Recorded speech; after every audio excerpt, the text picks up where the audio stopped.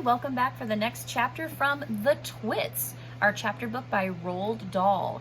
If you remember from yesterday, we learned that Mugglewump gets this great idea of a way to get back at Mr. and Mrs. Twit for all the horrible things that they have done to them. So Mugglewump's plan involves going into the great house and covering everything inside with hug-tight super glue. And none of the animals really know what he's planning, but he obviously has some kind of plan, because our next chapter is called The Carpet Goes on the Ceiling. So let's keep reading and find out if Mugglewump really can pull off this trick of making Mr. and Mrs. Twit stand on their heads. "What now?" they all shouted, looking at Mugglewump. "Aha!" cried Mugglewump. "Now for the fun. Now for the greatest upside-down trick of all time. Are you ready?" "We're ready," said the monkeys. "We're ready," said the birds. "Pull out the carpet," shouted Mugglewump. "Pull this huge carpet out from under the furniture and stick it onto the ceiling." "Onto the ceiling?" cried one of the small monkeys. "But, Dad, that's impossible." "Yeah, that's crazy," they all cried. "He's batty, he's nutty, he's gone completely crazy." "He's wacky," cried the roly-poly bird. "Poor old Muggle has gone off his last wump at last." "Oh, do stop shouting such rubbish and give me a hand," said Mugglewump, catching hold of one corner of the carpet. "Pull! Now pull!" The carpet was enormous. It covered the entire floor from wall to wall. It had a red and gold pattern on it. It was not easy to pull an enormous carpet off the floor when the room is full of tables and chairs. "Pull!" yelled Mugglewump. He was like a demon, hopping around the room and telling everyone what to do. But you couldn't blame him. After months and months of standing on his head with his family, he couldn't wait for the time when the terrible Twits would be doing the same thing. Well, at least that's what he hoped.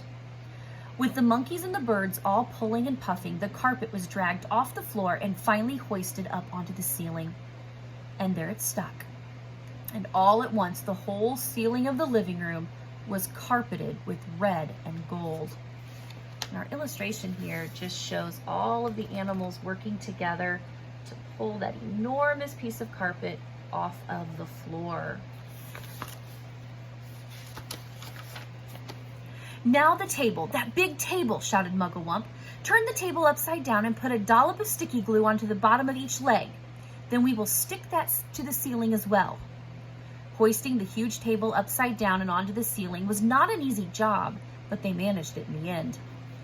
"Will it stay there?" they cried. "Is the glue strong enough to hold it up?" "It's the strongest glue in the world," Mugglewump replied. "It's the special bird-catching, bird-killing glue for smearing on trees."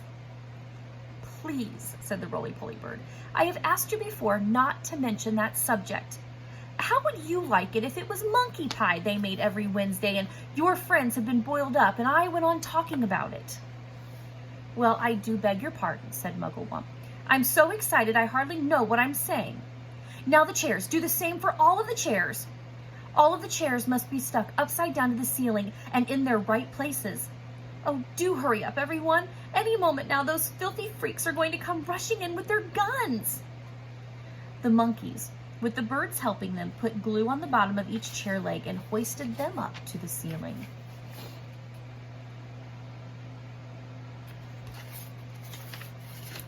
"Now the smaller table," shouted Mugglewump, "and the big sofa, and the sideboard, and the lamps, and all of the tiny little things. The ornaments, the beastly plastic gnome on the sideboard. Everything, absolutely everything must be stuck to the ceiling." Now, it was terribly hard work. It was especially difficult to stick everything onto the ceiling in exactly its right place, but they got it done in the end. "What now?" asked the roly-poly bird. He was out of breath and so tired he could hardly flap his wings. "Now the pictures," cried Mugglewump.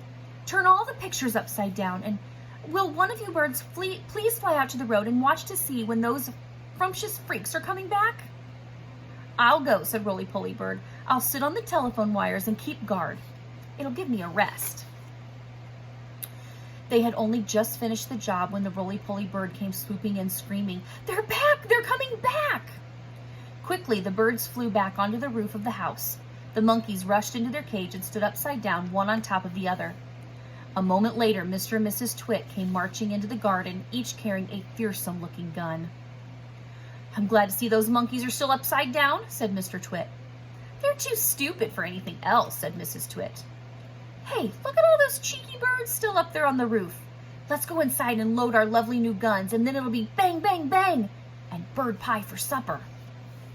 Just as Mr. and Mrs. Twit were about to enter the house, 2 black ravens swooped low over their heads. Each bird carried a paintbrush in its claw, and each paintbrush was smeared with sticky glue. As the ravens whizzed over, they brushed a streak of sticky glue onto the tops of Mr. and Mrs. Twit's heads. They did it with the lightest touch, but even so, the Twits both felt it. "What was that?" cried Mrs. Twit. "Some beastly bird has dropped his dirty droppings on my head." "Well, on mine too," shouted Mr. Twit. "I felt it." "Well, don't touch it," cried Mrs. Twit. "You'll get it all over your hands. Come inside and we'll wash it off at the sink." "Those filthy, dirty brutes," yelled Mr. Twit. "I'll bet they did it on purpose. Just wait till I've loaded up my gun." Mrs. Twit got the key from under the doormat where Mugglewump had carefully replaced it, and into the house they went. And I think we are going to save the last chapter for Monday. And it is titled, "The Twits Are Turned Upside Down." So we'll find out exactly what Mugglewump had planned and whether or not it worked. All right, I hope you boys and girls have a fantastic weekend, and I will be back to read to you again on Monday. Bye-bye.